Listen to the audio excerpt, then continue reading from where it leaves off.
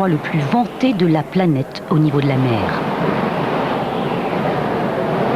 C'est au milieu de la tourmente, sur l'objectif d'Hurley, que les 18 hommes de l'Aurora vont bâtir leur campement pour s'y protéger des terribles tempêtes de l'hiver austral.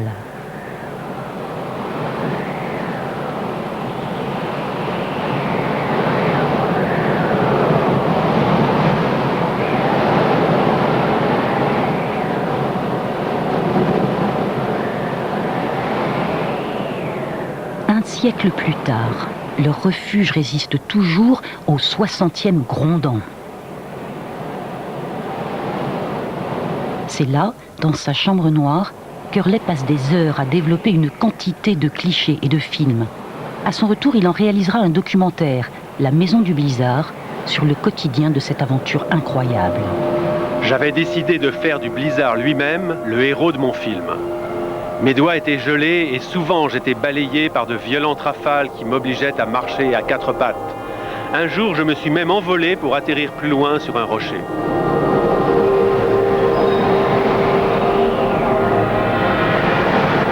L'affrontement entre l'homme et la nature. Pour la première fois, un objectif s'intéresse aux aspects humains des explorations et Hurley exploite à outrance toutes leurs difficultés. Du jamais fait, du jamais vu. Son film va faire le tour des écrans d'Australie, puis traversera les océans jusqu'aux salles d'Europe. Parmi les spectateurs, lors de la projection à Londres en 1914, un homme va être particulièrement intéressé par ces images. Sir Ernest Shackleton est explorateur. Il prépare une formidable aventure, la traversée à pied du continent antarctique. Pour financer en partie son voyage, Shackleton, précurseur, a l'idée de vendre d'avance les droits des photos, films et récits qu'il en rapportera. Il lui faut quelqu'un de solide pour assurer cette couverture médiatique. Alors, en 1914, je suis retourné dans le Grand Sud, avec l'expédition transantarctique de Shackleton. L'équipe est au complet. Avec Shackleton, elle est composée de 28 hommes. C'est le capitaine Worsley qui commandera le navire et le météorologiste qui assurera l'ambiance et la bonne humeur. Le 8 août 1914, l'Endurance quitte l'Angleterre, direction Madère, Montevideo et Buenos Aires. C'est la dernière escale avant le grand saut vers l'inconnu. Quand le navire largue les amarres, personne ne se doute que l'équipage de l'Endurance va disparaître de la planète des hommes pendant plus de 2 ans et demi.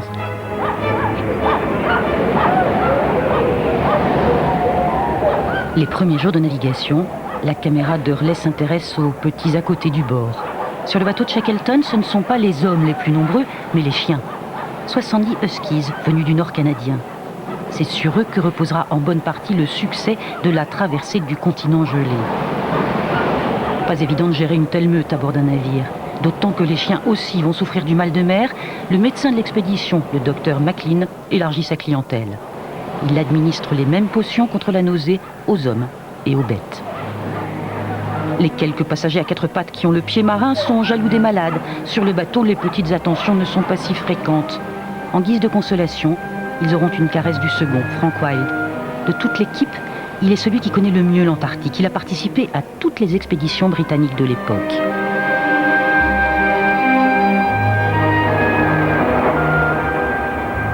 Shackleton n'est pas non plus un novice. C'est lui qui a inscrit le pôle sud magnétique sur les cartes 5 ans plus tôt.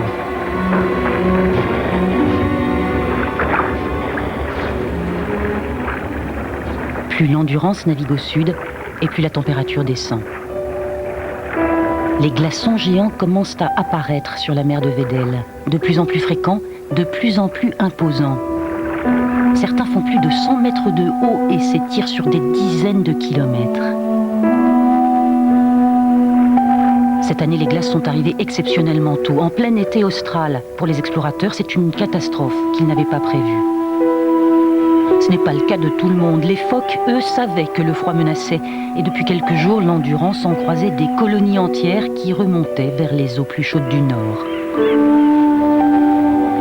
Soudain, un matin au réveil, Shackleton se rend compte que la température a brusquement chuté.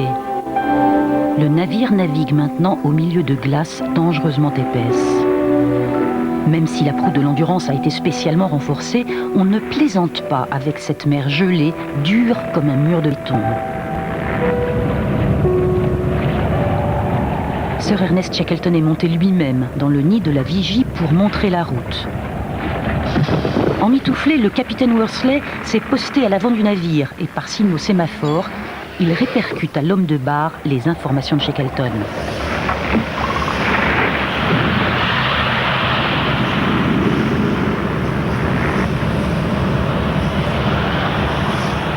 Frank Hurley, lui, a vite trouvé sa place à bord.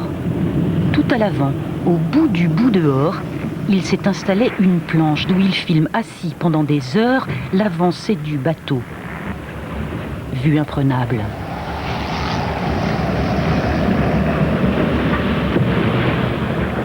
Travail admirable. D'autant que pour ses prises de vue, le caméraman doit jouer les équilibristes et trimballer sur un fil plus de 20 kilos de son encombrant matériel.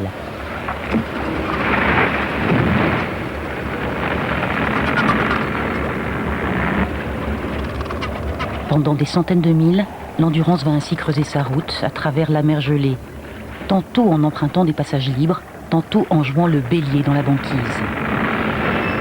La terre promise antarctique est à la fois toute proche et inatteignable, impossible de toucher au but. À chaque fois, la glace détourne l'Endurance de sa route directe. Le 14 février 1915, le bateau est pris au piège, prisonnier du désert blanc. Hurley sera le premier à sauter du bateau pour filmer son immobilisation forcée. Mais Shackleton a repéré une ouverture vers la mer libre à quelques centaines de mètres. Pendant 2 jours et 2 nuits sans relâche, l'équipage va s'acharner à découper la banquise, briser ce mur blanc en cassant un canal qui permettra au bateau de s'échapper.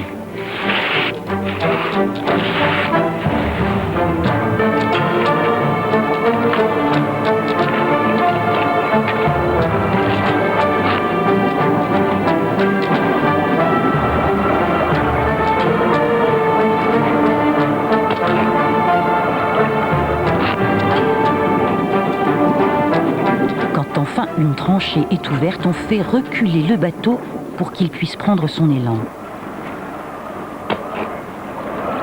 Shackleton se tient seul à l'avant et à son signal, l'Endurance charge à toute vapeur droit devant.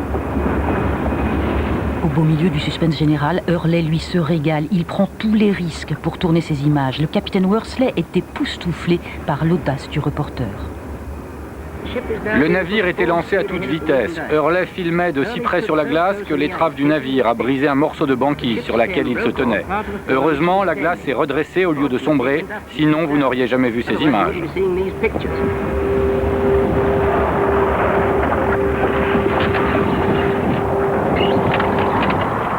Tant d'efforts en vain. Au bout de quelques mètres, le bateau s'est arrêté.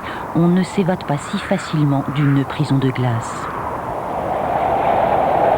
Pendant que Shackleton travaille à trouver une issue, la vie s'organise dans cet environnement hostile sous l'œil omniprésent de Frank Hurley.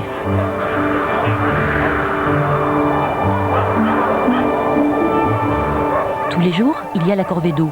On sait où s'en procurer. Au sommet des monticules, la croûte de glace ne contient plus de sel. Il a été évacué de l'eau de mer par l'action du gel.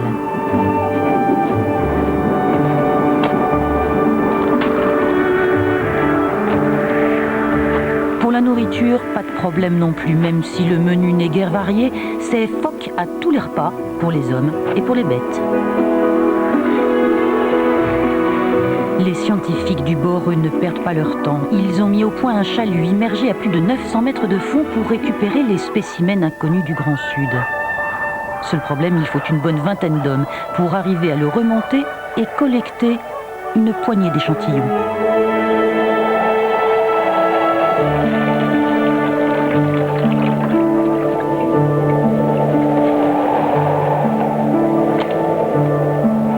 Quand on a bien travaillé, on a droit à une récré. Partie de foot sur la banquise gelée, il n'y a rien de mieux pour se défouler et se réchauffer par moins 50 degrés. Hurley s'occupe de toutes les rubriques. Après la page sportive, voici le carnet rose. Présentation en grande pompe de la première portée de chiots nés en Antarctique. Quand ils auront 8 mois, il leur faudra gagner leur soupe. L'entraînement des chiens de traîneau est une véritable partie de plaisir pour tout le monde. Chaque jour, les huskies ont droit à 3 heures d'exercice pour s'habituer à l'attelage. Le dressage relève de la discipline militaire. Mais les jours de repos, les randonnées se transforment en course entre les différents traîneaux. Frank Hurley a en permanence son appareil à la main. Il tourne tout ce qui bouge. L'équipage l'a surnommé le guerrier armé d'une caméra.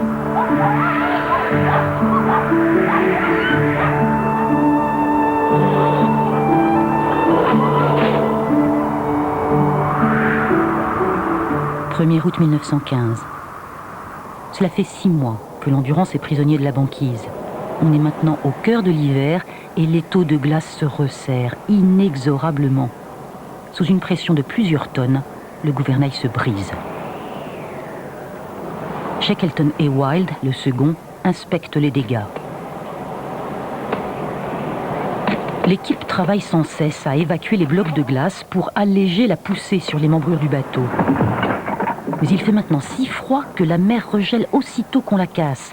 Le navire assiégé est totalement désarmé face à la force de l'assaillant. Quelques jours plus tard, l'attaque de la glace atteint son point culminant et sous la pression, le bateau est soulevé. Il se retrouve couché sur le flanc, drossé à 30 degrés sur la banquise. L'Endurance est condamnée. Tout espoir est abandonné, le bois commence à craquer. Ordre est donné d'évacuer le navire et tout ce qu'il contient.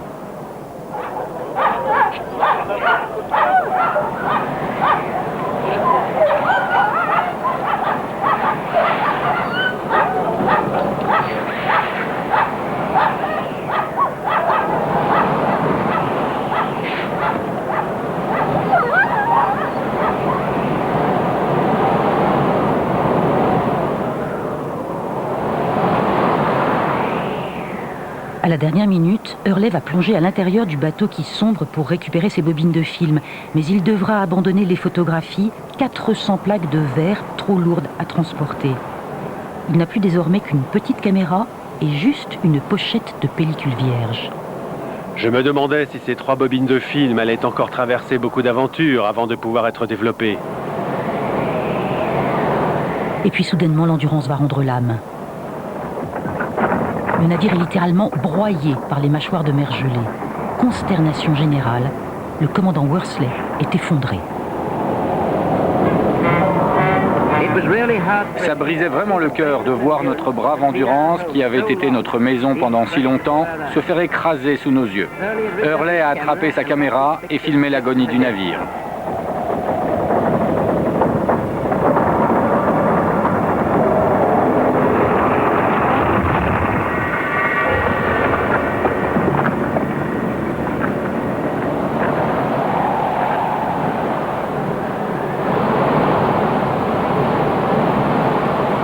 Une semaine plus tard, le 27 novembre 1915, voici tout ce qu'il reste du bateau.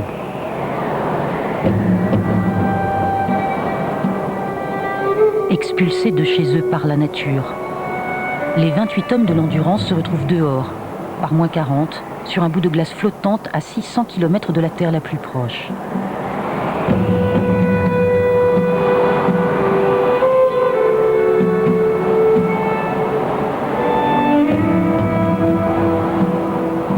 Shackleton n'a pas lâché prise. Il entend toujours mener à bien son défi à travers le continent antarctique. Pour cela, il lui faut rallier la terre ferme, trouver la sortie du labyrinthe.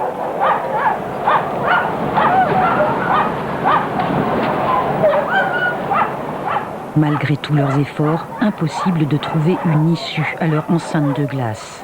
Ils n'ont plus qu'à attendre la débâcle. Les hommes de Shackleton vont établir le campement de la patience sur la partie la plus solide de leur bout de banquise. Ils vont rester des mois sur ce gigantesque glaçon qui dérive lentement en se rapprochant de la Terre.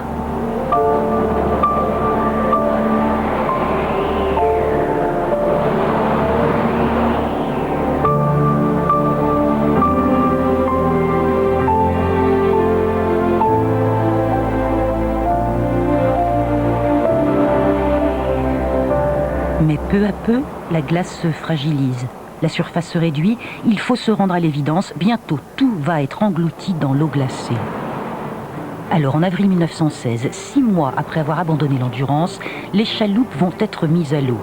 Cette fois, les 28 hommes vont tenter leur chance par la mer. Il va falloir s'entasser dans ces 3 canots de sauvetage. Ordre est donné par Shackleton de n'emporter que le strict minimum, pas plus d'1 kilo d'objets personnels par homme. Les choix sont douloureux, mais pour Hurley, pas question d'abandonner ses précieux négatifs. Il fallait que j'en prenne plus soin que de ma vie. À un moment, il nous a fallu choisir. Et nous avons sacrifié la nourriture plutôt que les pellicules. Les 6 derniers mois, leur bout de banquise a dérivé vers le nord. Et quand ils prennent la mer, les 28 hommes sont à 100 km de l'île Éléphant, un îlot rocheux exposé à tout vent. Pendant 6 jours et 6 nuits, trempés, gelés, ils luttent entre les glaces à la dérive pour atteindre la terre ferme. Enfin, ils échouent à bout de force sur le rocher désert.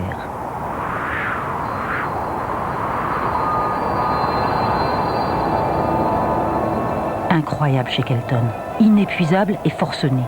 À peine le pied à terre, il décide d'une tentative désespérée, repartir chercher des secours avec 5 volontaires, direction l'île de la Géorgie du Sud, à 800 000 nautiques au nord. Hurley va immortaliser ce départ suicidaire sur l'une de ses dernières pellicules. Pour dramatiser la scène, il truque l'image, change le décor, l'atmosphère se charge d'inquiétants nuages. Examinez attentivement cette image à la lueur de la situation. Honnêtement, avez-vous déjà vu une photographie qui soit plus imprégnée d'émotion et d'héroïsme ? 22 naufragés vont rester là, calfeutrés dans 2 canots, avec un seul espoir, que leurs courageux compagnons survivent. Ils guetteront leur retour sur l'île Éléphant chaque jour, pendant 4 mois et demi, à attendre leur délivrance. Pendant ce temps, Sir Ernest Shackleton et ses 5 équipiers accomplissent un exploit qui restera dans les annales. 4 semaines de navigation dans l'une des mers les plus dangereuses du monde, dans une chaloupe non protégée. Quand ils accostent en Géorgie du Sud, ultime malchance, c'est du mauvais côté. La zone habitée de l'île est de l'autre côté des montagnes et des glaciers. Il leur faudra encore effectuer 36 heures de marche et d'escalade d'une seule traite pour parcourir les 50 km qui les séparent du monde des vivants.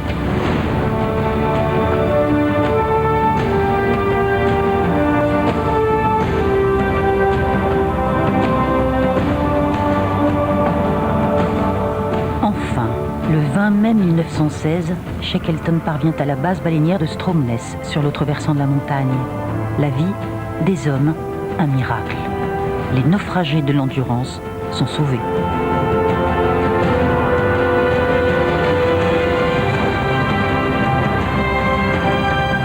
Dès son arrivée, Shackleton va se mettre en quête d'un navire pour aller secourir le reste de son équipe. Il essaiera à plusieurs reprises de rallier l'île Éléphant et il réussira à la 4e tentative.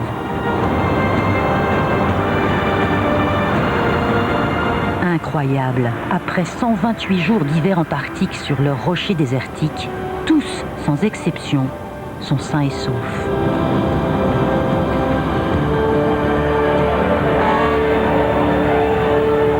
À leur retour à Valparaiso, les 28 membres de l'expédition reçoivent un accueil triomphal. Tout ce qui peut flotter vient à leur rencontre. Des milliers de personnes les acclament dans la rue.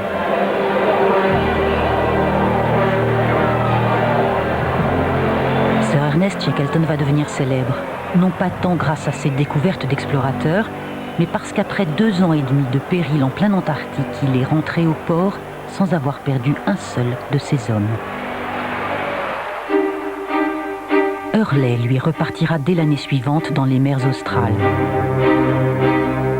Il ne cessera jamais de tourner la manivelle de sa caméra en risquant sa peau sur tous les fronts à faire découvrir au monde entier la vie chez les Papous ou au milieu des tranchées. Il s'éteindra à 76 ans, l'appareil à la main. Frank Hurley restera dans les mémoires comme l'homme qui a fait l'histoire. C'est grâce à lui que l'expédition Shackleton, l'une des plus grandes aventures de tous les temps, n'est pas tombée dans l'oubli et qu'elle a pu vous être racontée aujourd'hui.